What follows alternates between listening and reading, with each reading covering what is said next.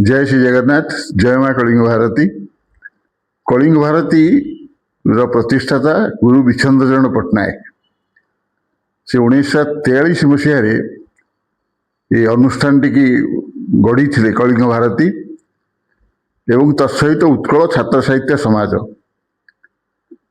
स्वाधीनता पूर्वर जितेबले विदेशी मानकर इंग्रेज मानकर शासन थिला सेतेबले एक अद्भुत परिवर्तन देखागला युवा मानस भितर जे से माने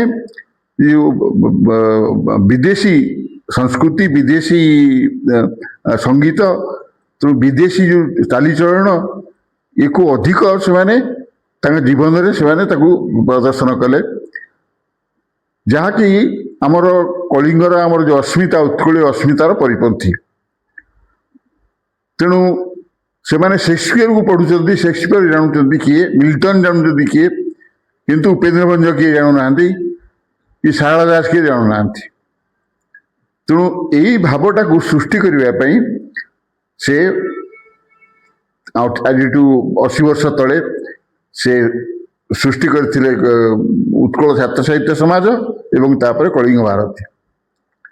गोटे मात्र उद्देश्य थिला जे उत्कलर जो युवक युवती माने से माने वैदेशिक सभ्यता परंपरा साहित्य एप्रति अनुरक्ति न देखाई तांकर जहाँ जो मौलिक जो अच्छी आमर संस्कृति उत्कलीय संस्कृति उत्कलीय चालीचलन उत्कलीय धर्म ताकू से माने बहु भाव में ग्रहण करेंगे। से कलिंग भारती सृष्टि उत्कल छात्र साहित्य समाज सृष्टि प्रथम जो माने विद्यालय महाविद्यालय जो सभ्य माने जोगदेवे से माने प्रथम उत्कल छात्र साहित्य समाज सदस्य हेबे एवं आम सहित से माने भंज साहित्य प्रचार रे संस्कृतिर प्रचार रे से व्रती हेबे। तापर से माने यदि सफल भाव में कार्य करुचंती ताकू अनुध्यान करी ताकू कलिंग भारती को उन्नीत करा जीवो। मु 1961 मसीह जितेबले कॉलेज स्कूल रे पाठ पढ़ुली सेतेबले विच्छन्द्रचरण पट्टनायक को देखी से वर्ष देहांत होगा। तेणु मोर बड़ भाई प्रमोद कुमार नंद सहित मुझे भंज जयंती जाए भंज जयंती मुझे देखी भाषण देवार चली पार नी से छोटा थे खंज थे जो मानसिक दृढ़ता एवं जहाँ को कह जाए जो स्वाभिमान एक उन्नत मानर पौरुष तांकर थिला एवं से सब कहते तुम जहाँ जीवन में हुआ ता परिवेश परिस्थिति उपर निर्भर करुच्छ। जड़े किए उच्च आसन में बसी से सुविधा सुयोग पाई जीवन में से उच्च आसन बस जे ग्रामांचल रहा जार बाप माँ अति गरीब से पढ़ी पारे तेणु से बेचारा बेसी पढ़ी पारानी प्रतियोगितामूलक परीक्षा जोग दे पारानी तेणु सी गोटे निम्न वर्गर गोटे चाकरी कला बा व्यवसाय कला। ये सबु मध्य विच्छन्द्रचरण पट्टनायक मंत्र होती तुम्हें जहा कर श्रेष्ठ हो। यदि मोबाइल यदि तुम्हें मरामती कर समस्त कहवा दरकार जे सी सब भल मोबाइल से रिपेयरिंग कर जा। जदि जोता सिलाई जो जटिल जोता सिलाई कर तुम्हें अमुक लोक पाक जाओ कारण से हूँ श्रेष्ठ। तेणु सी कहते तुम श्रेष्ठ हुआ एवं भाषा साहित्य संस्कृतिर सेवक हुआ निजे बहु ख्याति अर्जन कर किंतु से सब ख्याति को लेकर कौन प्रकार भाव में तो मन आबिलत न आसू तुम्हें पराक्रमी हुआ ना तुम्हें से सब को जगन्नाथ पादपद्म समर्पित कर दियो। शौर्य वीर्य धारण कर किंतु से शौर्य वीर्य धारण करने द्वारा तुम अहंकार न आसू एवं तुम उद्देश्य रहू मोर जातिर उन्नति मो भाषार उन्नति मो संस्कृतिर उन्नति ମୁଁ ମୋର ଭାଷା ସଂସ୍କୃତି ମୋର ଚାଲିଚଳନ ମୁଁ ଏକୁ କେବେ ପରିହାର କରିବି ନାହିଁ। ବିଦେଶୀ ଭାଷା ଶିଖିବି, ବିଦେଶୀ ତାଙ୍କର ଯେଉଁ ବିଭିନ୍ନ ପ୍ରକାର କାର୍ଯ୍ୟକ୍ରମ ହେଉଛି ସେ ସମ୍ପର୍କରେ ଜାଣିବି, କିନ୍ତୁ ମୋର ମୌଳିକ ଭାବଟା ମୁଁ ହେଉଛି ଉତ୍କଳୀୟ। ସେ କହୁଥିଲେ ଯେ ତୁମେ ଯେତେ ବିଦେଶୀ ଭାଷା ଶିଖ, ବିଦେଶୀ ସଙ୍ଗୀତ ଶିଖ, ତମେ ଯେତେବେଳେ ନିଜକୁ ପ୍ରଶ୍ନ ପଚାରିବ ତମେ କ'ଣ, ତମେ କୋଉଠାର, ଏଇଟା ତମର ଏଇ ଯେଉଁ ବିଦେଶୀ ସଙ୍ଗୀତ ଗାନ କରୁଛ, ବିଦେଶୀ ଆମର ବେଶଭୂଷା କରୁଛ ଏବଂ ଆମର ସଂସ୍କୃତିରେ ଯାହା ସବୁ ରହିଛି ତମେ ତାକୁ ପାଳନ କରୁନାହ, ପିତାମାତାଙ୍କ ପ୍ରତି ଅବଜ୍ଞା କରୁଛ, ଯୌଥ ପରିବାରରେ ତୁମେ ବିଶ୍ୱାସ କରୁନାହ, ସବୁବେଳେ ତୁମେ ଏକୁଟିଆ ରହିବା ପାଇଁ ଚେଷ୍ଟା କରୁଛ, ଅଲଗା ଅଲଗା ରହିବାକୁ ଚେଷ୍ଟା କରୁଛ। ଇଏ ସବୁ ଆମ ଉତ୍କଳୀୟ ପରମ୍ପରାର ପରିପନ୍ଥୀ ଏବଂ ତାର ପୁନରୁଦ୍ଧାର ପାଇଁ ସେ ଜୀବନ ବ୍ୟାପୀ ସଂଗ୍ରାମ କରିଥିଲେ 1901 ମସିହାରୁ 1961 ମସିହା ପର୍ଯ୍ୟନ୍ତ।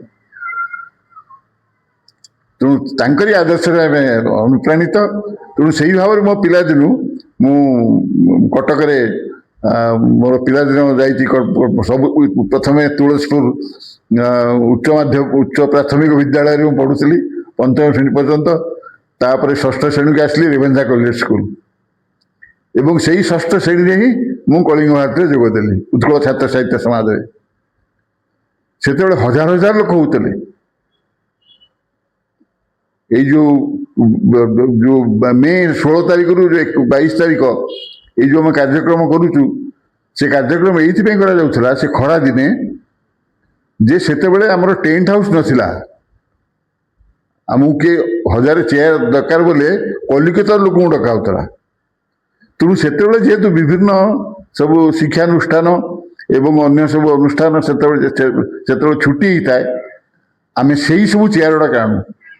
ଆମେ ଏଇ ହାତରେ ଆମେ ସବୁ ଚେୟାର ବୋହିକି ଆଣିଛୁ।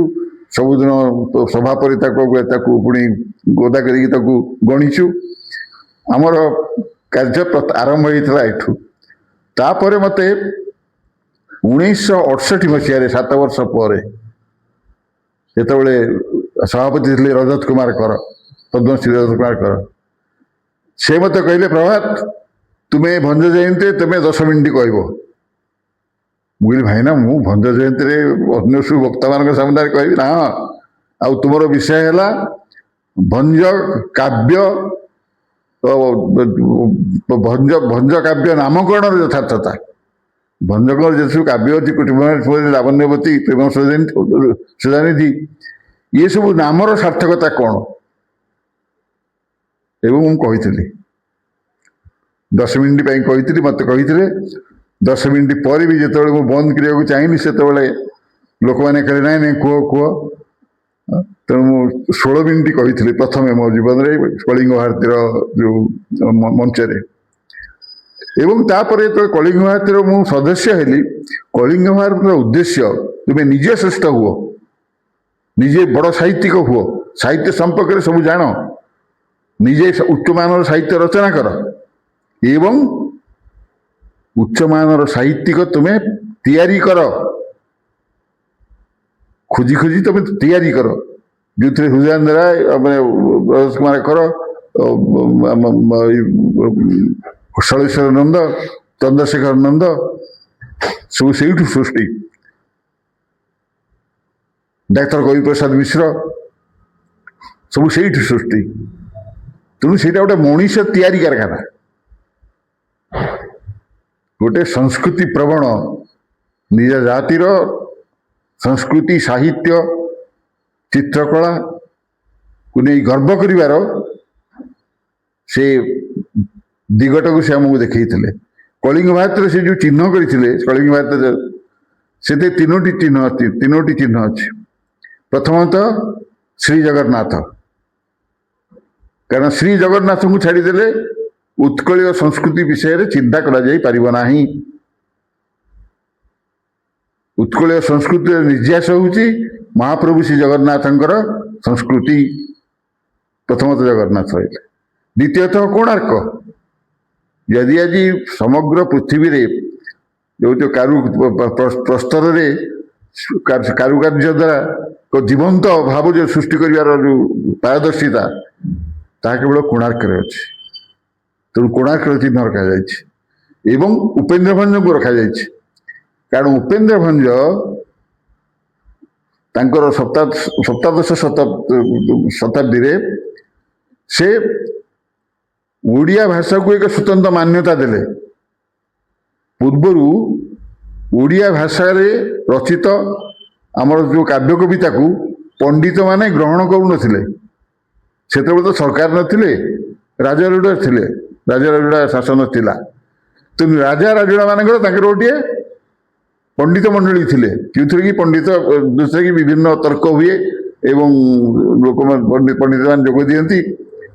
ସେଇ ସବୁ ଗଜପତିଙ୍କର ଆମର ଯୋଉ ପଣ୍ଡିତ ମଣ୍ଡଳୀ ତା ମଧ୍ୟରେ ମଧ୍ୟ ସେ ଓଡ଼ିଆକୁ ସ୍ୱୀକୃତି କରନ୍ତି। ସେ କହିଲେ ଓଡ଼ିଆ ଗୋଟେ ନିମ୍ନମାନର ଭାଷା, ଇଏ ରାଜଭାଷା ନୁହଁ, ସଂସ୍କୃତ ହିଁ ଶ୍ରେଷ୍ଠ ଭାଷା ଏବଂ ସଂସ୍କୃତରେ ଯେଉଁମାନେ ଲେଖୁଛନ୍ତି, ସଂସ୍କୃତରେ ଯେଉଁମାନେ କହୁଛନ୍ତି ସେଇମାନେ ହିଁ ଶ୍ରେଷ୍ଠ।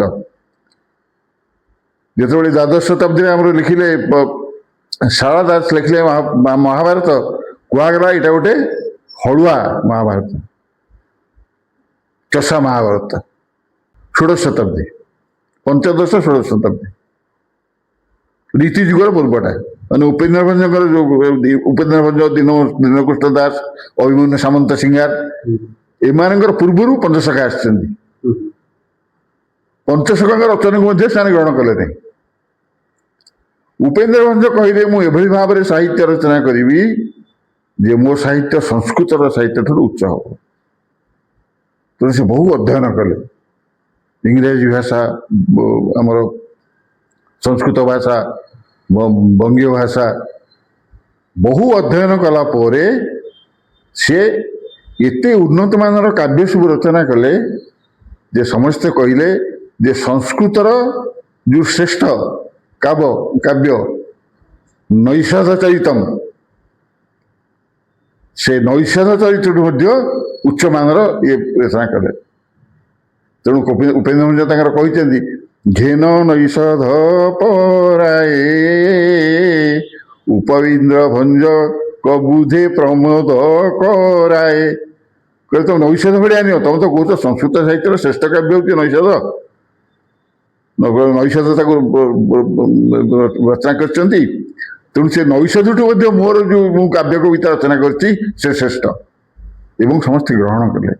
ତେଣୁ ସିଏ ଯେଉଁ ଗୋଟେ ପରାଧୀନତା ଥିଲା ଓଡ଼ିଆ ଭାଷାର, ସଂସ୍କୃତ ଭାଷାର ତାର ପ୍ରଭାବରୁ, ସେଇଥିରୁ ସେ ଓଡ଼ିଆ ଭାଷାକୁ ମୁକ୍ତ କଲେ ଏବଂ ଓଡ଼ିଆ ଭାଷା ଯେ ସଂସ୍କୃତ ସାହିତ୍ୟ ଠାରୁ ଉଚ୍ଚତର ଏବଂ ସେହି ସ୍ତରରେ ମଧ୍ୟ ଆମେ କାବ୍ୟ କବିତା ରଚନା କରାଯାଇପାରିବୁ, ଉପେନ୍ଦ୍ର ଭଞ୍ଜ ତାକୁ ପ୍ରତିଷ୍ଠା କଲେ, ତାକୁ ପ୍ରମାଣ କରିଦେଲେ।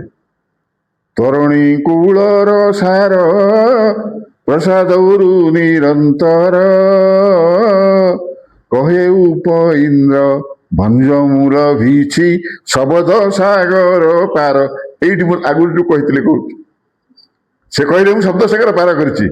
ଅନେକ କହନ୍ତି ଏଇଟା ଗୋଟେ ଅହଂଜ୍ଞାକ ହେଇପାରେ, ଗୋଟେ ନିଜକୁ ବଡପଣ ଦେଖେଇବା ପତିଆରା ହେଇପାରେ, କିନ୍ତୁ ଲୋକ ଭୁଲି ଯାଆନ୍ତି ତା ଆଗ ପଦଟି କଣ। ତରଣୀ କୂଳର ସାର ପ୍ରସାଦରୁ ନିରନ୍ତର ବୋଲି ସୂର୍ଯ୍ୟବଂଶ ଯେ ରାଜା ଯେ ରାମଚନ୍ଦ୍ର, ତାଙ୍କର ପ୍ରସାଦରୁ ମୁଁ ଶବ୍ଦ ସାଗର ପାର ହେଇଛି। ତେଣୁ ନମ୍ରତା ରହିଛି, ପାଣ୍ଡିତ୍ୟ ଅଛି ଏବଂ ତାଙ୍କର ସେ ପାଣ୍ଡିତ୍ୟର ପରାକ୍ରମ ଦେଖାଇବାର ଶକ୍ତି ମଧ୍ୟ ଅଛି।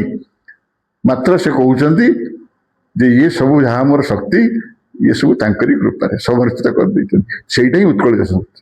ଉତ୍କଳୀୟ ସଂସ୍କୃତି ହେଉଛି ଶୌର୍ଯ୍ୟବାନ ହୁଅ,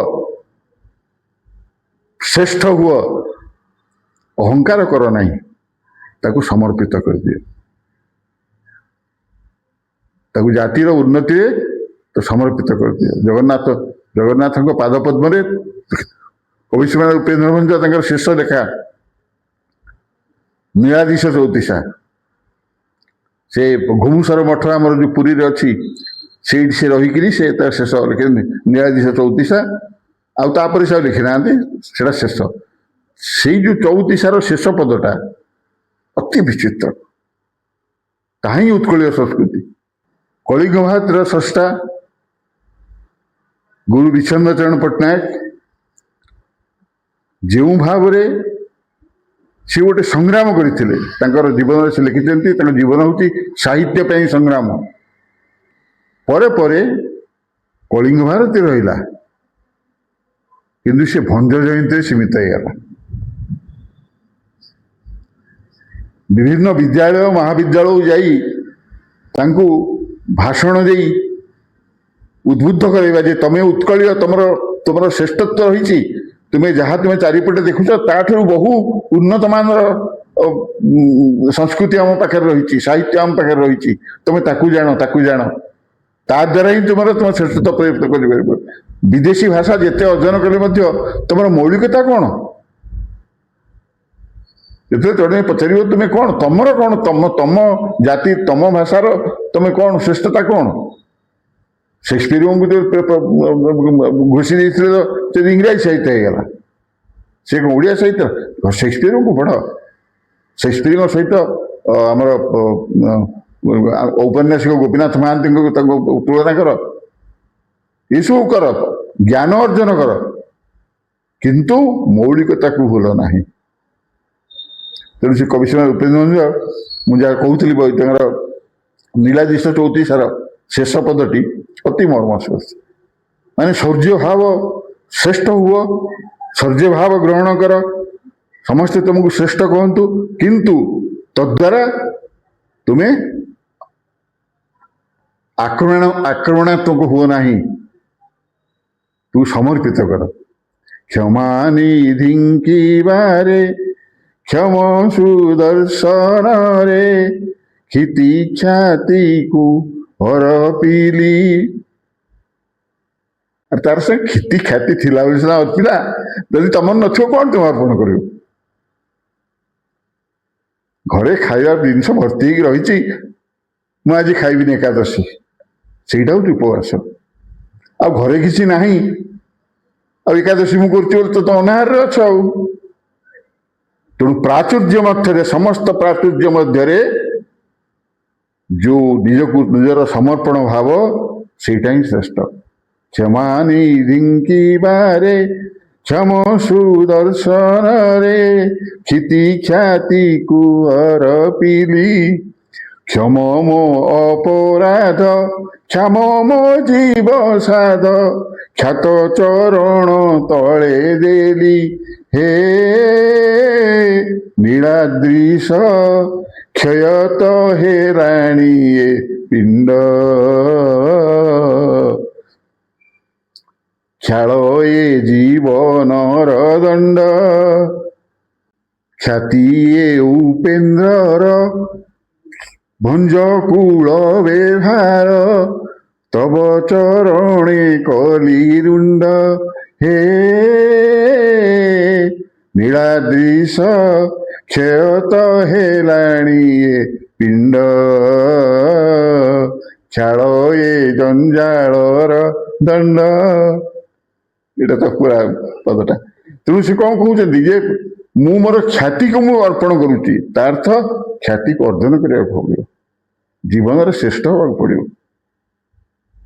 ଶ୍ରେଷ୍ଠତ୍ୱ, ଶୌର୍ଯ୍ୟବାନ ହୁଅ ଏବଂ ଅହଙ୍କାର ଆଣ ନାହିଁ, ତାକୁ ସମର୍ପଣ କରିଦିଅ ମହାପ୍ରଭୁଙ୍କ ଚରଣରେ, ସମାଜର ସେବାରେ ତାକୁ ଏଇଟା ହେଉଛି ଉତ୍କଳୀୟ ସଂସ୍କୃତିର ବୈଶିଷ୍ଟ୍ୟ ଏବଂ ଭଞ୍ଜ ସାହିତ୍ୟରେ ଇଏ ହେଉଛି ନିର୍ଯାସ। ତେଣୁ କବି ସମ୍ରାଟ ଉପେନ୍ଦ୍ର ଭଞ୍ଜଙ୍କୁ ଆମେ ସବୁବେଳେ ପ୍ରଚାର କରୁଛୁ ଏଇଥିପାଇଁ ଯେ ସିଏ ଏକ ଅଦ୍ଭୁତ, ତାଙ୍କ ସମ୍ପର୍କରେ ଏମିତି ଲେଖା, ଏମିତି ରଚନା ଆଉ କେହି କରିପାରିବେ ବୋଲି କୁହାଯାଇ ପାରିବ ନାହିଁ। ଏତେ ଉଚ୍ଚମାନର ସେ କବିତା ଲେଖିଥିଲେ। ଦେଖ ରେ ନଳିନୀ ନଳିନୀ ନଳିନୀ ରେ ପୂରିତ, ଭ୍ରମନ୍ତି ଭ୍ରମରେ ଭ୍ରମରେ ଭ୍ରମରେ ଶୋଭିତ। ଇଏ ଶବ୍ଦ ଜ୍ଞାନ, କି ସୁନ୍ଦର ଗୀତ, କୋଉଠୁ କିଏ ଲେଖିବାକୁ ସାହସ କରିବେ? ଏବଂ ତା ଭିତରେ ସବୁ ତତ୍ତ୍ୱ ସବୁ ରହିଛି। ଯେତେବେଳେ ସେ ଯାଉଛନ୍ତି ଧୀବରକୁ, କହୁଛନ୍ତି ମୁଁ ତ ଡଙ୍ଗାରେ ମତେ ନେଇ ଇଏ କରିଦେ, ମତେ ଆରପାରି ଛାଡ଼ିଦେ। ଧୀବର କହୁଛି ନାଇଁ, ମତେ ଭୟ ଆସୁଛି। କହିଲେ କ'ଣ ତମ ମନରେ ଭୟ ଆସୁଛି? ନା ତମେ ସେଇ ଯୋଉ ପଥରଟା ଥିଲା, ପଥରଟାକୁ ଛୁଇଁଦେଲ, ସେ ହଲିଆ ହେଇଗଲା, ଆଉ ମୋ ଡଙ୍ଗାଟାକୁ ଯଦି ଛୁଇଁ ଦେବ ସେ ଯଦି ଗୋଟେ ନାରୀ ହେଇଗଲା ତାହେଲେ ମୁଁ ମଲି, ମୁଁ କଣ?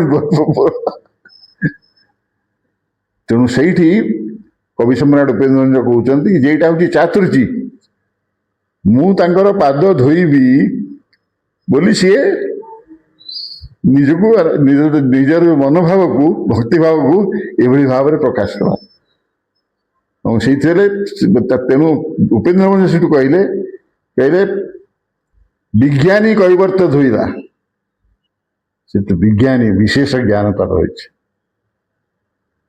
ତେଣୁ ଏ ଯୋଉ ସେ ଯୋଉ ତାର କରୁଥିଲା ନାଟକ କରୁଥିଲା ଯେ ତମେ କାଳେ ଛୁଇଁଦେଲେ ତମ ପାଦ ମୋର ଡଙ୍ଗା ନାରୀ ହେଇଯିବ, ମୋର ଜୀବିକା ଚାଲିଯିବ, ଇଏ ନାଟକ ଏଇଥିପାଇଁ କରିଥିଲା ଯେ ମତେ ତାଙ୍କ ପାଦ ଧୋଇବାର ସୁଯୋଗ ମିଳିବ ଏବଂ ମୁଁ ତାଙ୍କୁ ନେଇ ଆରପାରିରେ ପହଞ୍ଚେଇବି।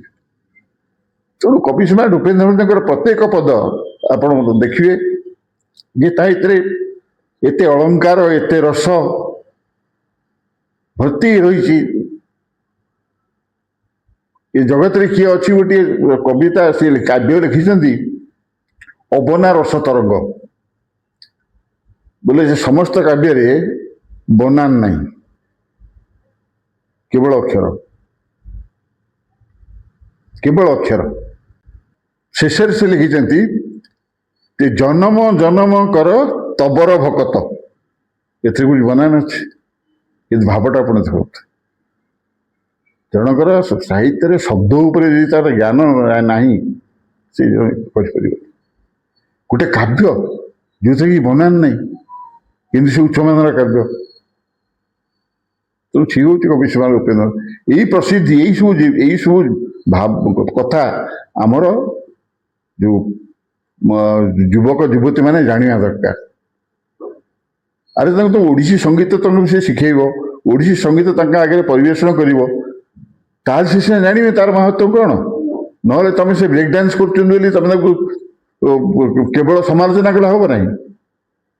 ସେ ବ୍ରେକ୍ ଡ୍ୟାନ୍ସ କେମିତି କରୁଛନ୍ତି ଆଉ ଓଡ଼ିଶୀ ସଙ୍ଗୀତରେ ତାର କଣ ମାଧୁର୍ଯ୍ୟ ରହିଛି ସେଇଟା ସେ ଜାଣିଲା ପରେ ସେ ତା ପ୍ରତି ଆକର୍ଷିତ ହେବେନି। ସେ ବ୍ରେକ୍ ଡ୍ୟାନ୍ସ କଣ ଜାଣିବେ, କିନ୍ତୁ ଓଡ଼ିଶୀରେ ସେ ଓଡ଼ିଶୀ ସଙ୍ଗୀତ, ଓଡ଼ିଶୀ ନୃତ୍ୟ ସେଥିରେ ପାରଦର୍ଶିତା ଲାଭ କରୁছে।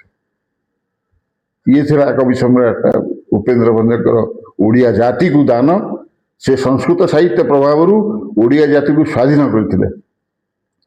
1982 ମସିହାରେ ମୁଁ ପାରାଦୀପ ବନ୍ଦରକୁ ଆସିଲି ଜନସମ୍ପର୍କ ଅଧିକାରୀ।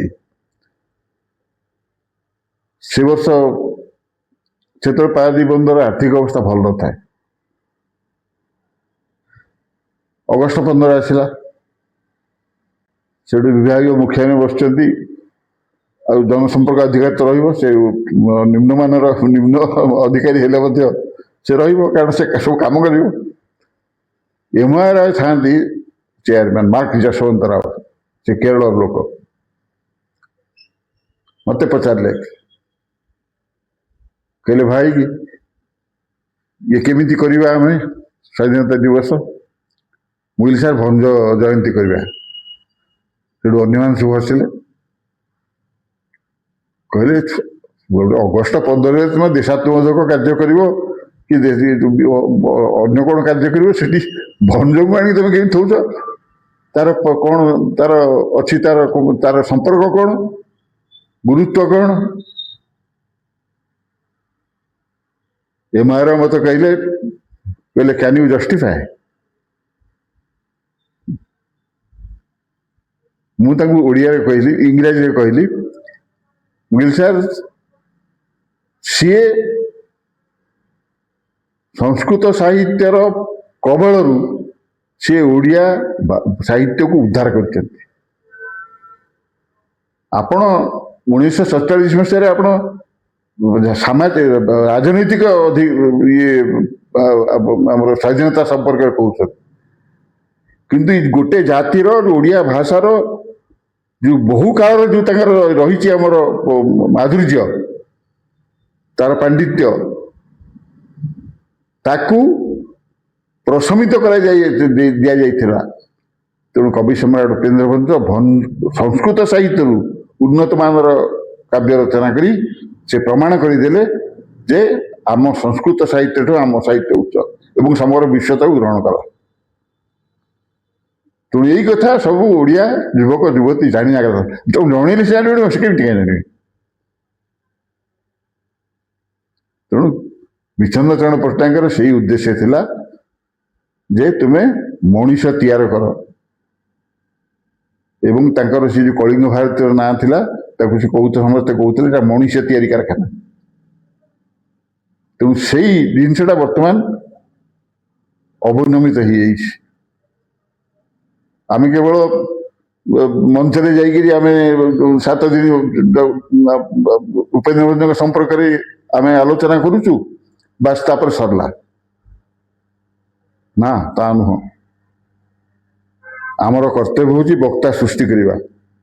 ଆମେ ନିଜେ ବକ୍ତା ହେଇକି ପାଣ୍ଡିତ୍ୟ ପ୍ରଦର୍ଶନ କରିବା କଳିଙ୍ଗ ଭାରତର ଉଦ୍ଦେଶ୍ୟ ନୁହେଁ। ତମେ ତ କଳିଙ୍ଗ ଭାରତର ସଦସ୍ୟ ହେଲା ମାନେ ତମର ତ ପାଣ୍ଡିତ୍ୟ ରହିଛି, ଯେ ଭଞ୍ଜ ସାହିତ୍ୟ ସମ୍ପର୍କରେ ଜାଣିଛ। କିନ୍ତୁ ଅନ୍ୟମାନଙ୍କୁ ଜଣାଇବା ପାଇଁ, ଉଦ୍ବୁଦ୍ଧ କରିବା ପାଇଁ ତମ ପ୍ରଚେଷ୍ଟା କରିବାକୁ ପଡ଼ିବ। ଏବଂ ସେଇ କାର୍ଯ୍ୟଟି ମୁଁ କରିବି। ମୋର ପ୍ରଥମ କାର୍ଯ୍ୟ ହେଉଛି ବିଭିନ୍ନ ଶିକ୍ଷାନୁଷ୍ଠାନକୁ ଯାଇକିରି ତାଙ୍କର ସବୁ ଛାତ୍ରଛାତ୍ରୀମାନଙ୍କୁ କଳିଙ୍ଗର ସଭ୍ୟତା, କଳିଙ୍ଗର ସଂସ୍କୃତି, ଜଗନ୍ନାଥଙ୍କର ସଂସ୍କୃତିର ଯୋଉଟା ପରାକାଷ୍ଠା, କିଭଳି ଭାବରେ ଉନ୍ନତମାନର କାବ୍ୟ ରଚନା କରିଥିଲେ ଉପେନ୍ଦ୍ର ଭଞ୍ଜ, ଇଏ ସବୁ ତାଙ୍କୁ କହିଲେ ସେ ଜାଣିବେ, ଜାଣିକି ସେ ଆକର୍ଷିତ ହେବେ। ଏବଂ ସେମାନେ ଯେତେବେଳେ ସୁଯୋଗ ପାଇବେ ସେମାନେ ମଧ୍ୟ ତାକୁ ତାଙ୍କର ଭଞ୍ଜ ସାହିତ୍ୟର ପ୍ରଚାର କରିବେ। ମୁଁ କଳିଙ୍ଗ ଭାରତୀରେ ଥିଲି ବୋଲି ସିନା ଯେତେବେଳେ ପାରାଦୀପ ବନ୍ଦରରେ ଏ କଥା ଯେତେବେଳେ ଆସିଲା, ମୁଁ ସେ ପ୍ରସଙ୍ଗକୁ ଆସୁଛି, ଏମ.ଆଇ. ରାଓ କହିଲେ, yes, this gentleman has a point to say. This gentleman has a point to say that the glory of Odia language was restored by the writings of Upendra Bhanja. So we are thinking of only our political freedom, but this is the social reform, social freedom. ଏବଂ ସେଦିନ ସେଇ ବର୍ଷ ଭଞ୍ଜ ଜୟନ୍ତୀ August 15 ସନ୍ଧ୍ୟାରେ ଭଞ୍ଜ ଜୟନ୍ତୀ ହେଲା। ଗୌରୀକୁଳ ମାମା ଯାଇଥିଲେ, ଆମ ହୃଦୟେନ୍ଦ୍ର ରାୟ ଯାଇଥିଲେ ଏବଂ ଅତି ସୁନ୍ଦର ଭାବରେ ହେଲା। ଆଉ ସମସ୍ତେ ପ୍ରଶଂସା କଲେ। ତାପରେ ଓଡ଼ିଶୀ ସଙ୍ଗୀତ, ସେତେବେଳେ ଯେତେବେଳେ ସେ କାର୍ଯ୍ୟକ୍ରମ ହଉଥିଲା ବନ୍ଦରରେ, ମୁଁ ଦେଖିଲି ସବୁଠି ବ୍ରେକ୍ ଡ୍ୟାନ୍ସ, ରେକର୍ଡ ଡ୍ୟାନ୍ସ କରିକି ତାକୁ ସେ କରିଥିଲେ। ମୁଁ ଯୋଉ ଓଡ଼ିଶୀ ସଙ୍ଗୀତ ଆରମ୍ଭ କଲି, ଓଡ଼ିଶୀ ସଙ୍ଗୀତ, ଓଡ଼ିଶୀ ନୃତ୍ୟ ସ୍କୁଲ ମାନଙ୍କରେ ଶିକ୍ଷକ ମାନଙ୍କୁ ନିଯୁକ୍ତ କରାଇଲେ ସଙ୍ଗୀତ ଓ ନୃତ୍ୟ ଶିକ୍ଷା ପାଇଁ।